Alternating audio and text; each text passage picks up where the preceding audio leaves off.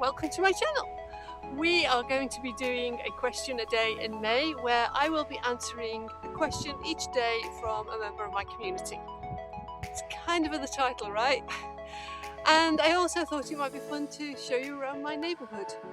So if you don't know, I live in Japan, kind of out in the countryside, and I'll share my lovely neighbourhood with you.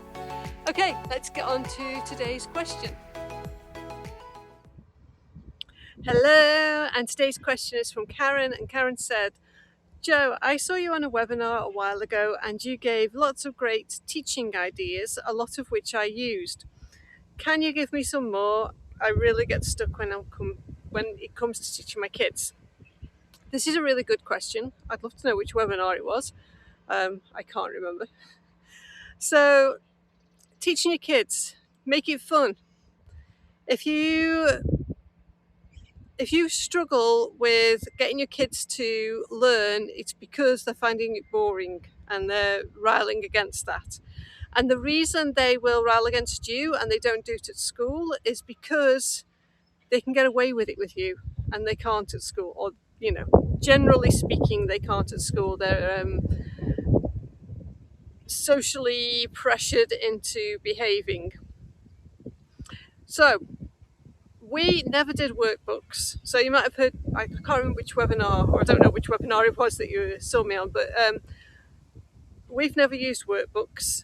My son doesn't like writing particularly, and he really doesn't like workbooks, so they've never been used. And instead we did project-based learning, which means we are following something that he's interested in. So if he was into ducks or bats or dinosaurs or knights or whatever, ninjas, samurai, we've done quite a lot. I'd take that as the topic and we would study from there. And the way we did it was either project-based learning, so doing different kinds of projects, learning about bats in different ways and that sort of thing. And using the Montessori 3-part cards we used a lot of. So if you're stuck on that, I have got a blog post on how to use the Montessori 3-part cards. And then, just playing games. So if you think of any game that you've got at home and then think of the target that you want them to learn, whether it's spelling or whether it's new vocabulary or whether it's a grammar topic or whatever, use the game as the basis to learn the thing, but don't make it like, oh, you've got to do this game. If you take the fun out of it, then it's going to lose its point. So the reason I'm really good at this is because I spent years and years teaching. I spent years in a classroom and I would have kids for 50 minutes. And sometimes I would be at a school where I was covering for another teacher. I was a teacher trainer / manager.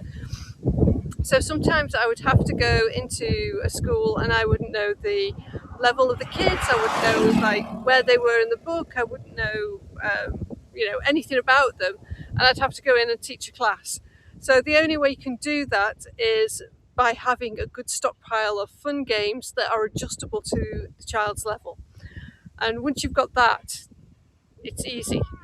So just think of any game that your kids like playing. Top trumps, snap, I was going to say poker. Maybe poker's not the best example. Rummy. Anything with cards is good. And then board games, like Snakes and Ladders or Guess Who. Guess Who's a brilliant one.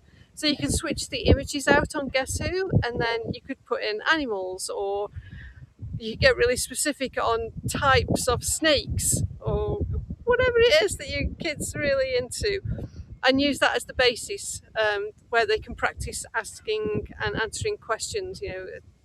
Does your snake have a triangular shaped head? Does your snake have red stripes?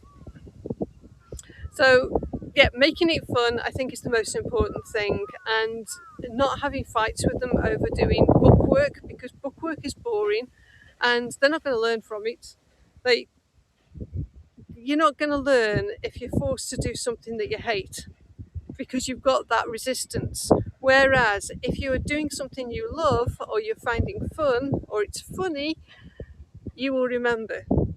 So just, take the boring stuff off the table and have fun with it. Play games. So whenever you are, if you're in the park and you're kicking a ball around and the kids are learning their phonics, then do a, b, k, d, f, g, and go through the alphabet kicking the ball, or counting, or you can do it with anything. Like, just pick some kind of game and apply what it is you want them to learn to that game. And if you get stuck, ask me, because I can just spiel these things off like da, da, da, da. So I hope that answers your question. I'm in a really windy spot again today. So I came out today because it stopped raining and it was really sunny, and then it went really cloudy and grey, and now I'm not sure whether it's going to rain or not, but I'll just show you where I am. This park is all overgrown. I can go in and sit down. And they have started planting the rice. Baby rice there, look. And it's super windy. Okay, I hope that answers today's question. It's going to blow me over. Stop. And I will see you in the next one.